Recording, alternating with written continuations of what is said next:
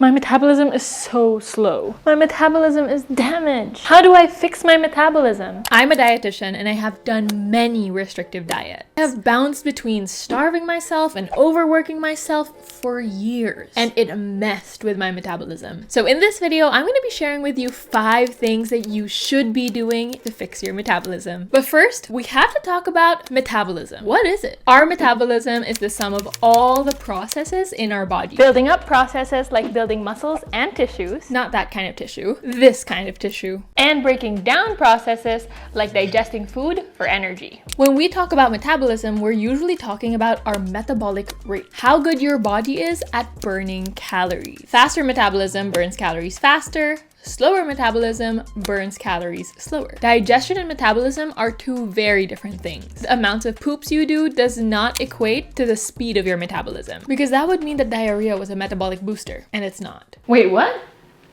Now let me introduce the TDEE, your total daily energy expenditure, what your body uses calories for. And that breaks down into 4 things. Number 1, your basal metabolic rate. This is the energy that your body needs to keep you alive. If you were to lie down in bed all day, this is the smallest amount of calories your body needs to stay alive. And the BMR makes up about 65 to 70% of your TDEE. Every body is different. Age, body build, genetics, muscle mass, fat mass, health conditions, hormones, and environment all affect your BMR. And some of these things we can't control, like age. I mean, I wish we could control that. Number 2 is physical activity. Planned movement or exercise. I'm going to the gym. I'm gonna go play tennis. I'm going for a run. Physical activity makes up 10 to 20% of your total daily energy expenditure, depending on how often you exercise. Athletes have a larger percentage in their physical activity, and those who are sedentary would have a smaller percentage. But that's okay, because we also have number 3, non-exercise activity thermogenesis, aka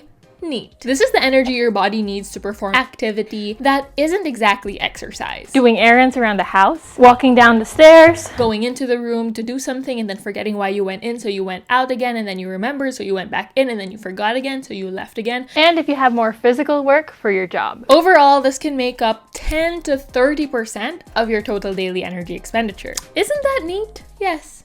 Yes, it is. And number 4, the thermic effect of food. This is the calories your body needs to digest food. Yes, even when it comes to digestion, your body needs energy to break down food and nutrients, like carbs, protein, fats, and fiber. Like when you eat a mango. Aside from chewing, your body has to activate enzymes and get movement in order to digest and use the nutrients. But this only makes up around 5 to 10% of your total daily energy expenditure. Now, you came here not to learn about metabolism, but how to fix your metabolism. But first, subscribe to the channel for more videos like this. I'm gonna be honest with you. You can't actually damage your metabolism, because it will keep doing what it needs to keep you alive. There are things that can adapt or slow down your metabolism, like extreme dieting or overworking your body for years. That was me.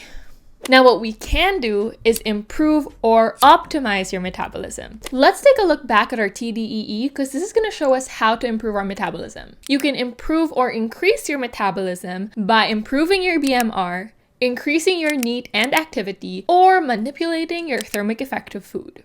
So how do we do that? Number 1, build muscle.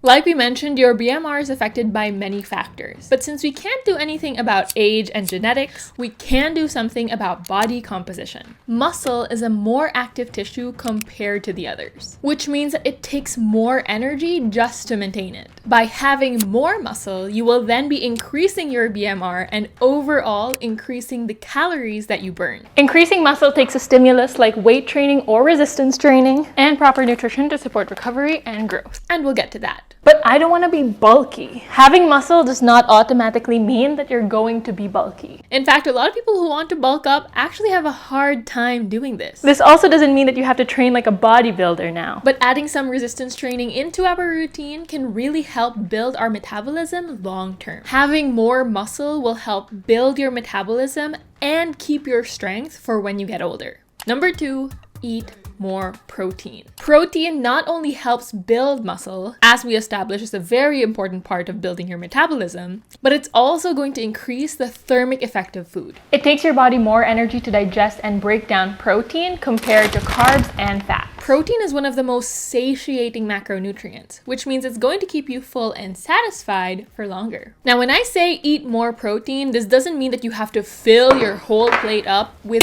just protein. Oh, so I don't have to eat this whole plate of beef? Okay. It just means we have to be more mindful in adding them to our meals and our snacks. A general rule of thumb would be 20 to 30 grams of protein per meal, which is around a palm size of protein or 1/4 of your plate. And for snacks, let's aim for about 10 to 15 grams of protein. Number 3, eat enough food. One of the biggest things that can impact our metabolism is underfeeding. Long-term undereating can lead to metabolic adaptation. This is when your body tries to conserve as much energy as possible, like making you move less. This could be either consciously, I'm too lazy to work out, or subconsciously, I'm too tired to move. This means we have to make sure we aren't doing large calorie deficits for long periods of time. Each spot range that I would recommend is 200 to 500 calories. Deficit, not only eating that. But I want to lose weight. You do not have to starve and punish yourself just to get there, especially because it has a lot of long-term consequences to our overall health. So let's stop these very low-calorie diets. Now, everybody's needs are different, but having a consistent meal pattern and eating throughout the day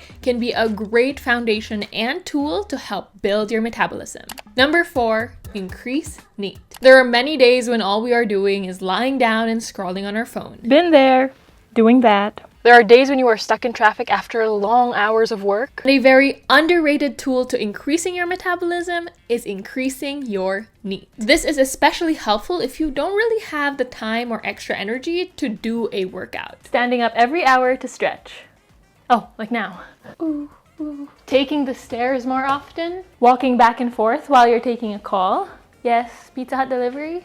You don't have to do 10,000 steps every single day. Increasing your steps by 1,000 a day is already a major step. Or steps. Those are pretty neat. I think we might be overdoing the neat jokes. Number 5, take your time.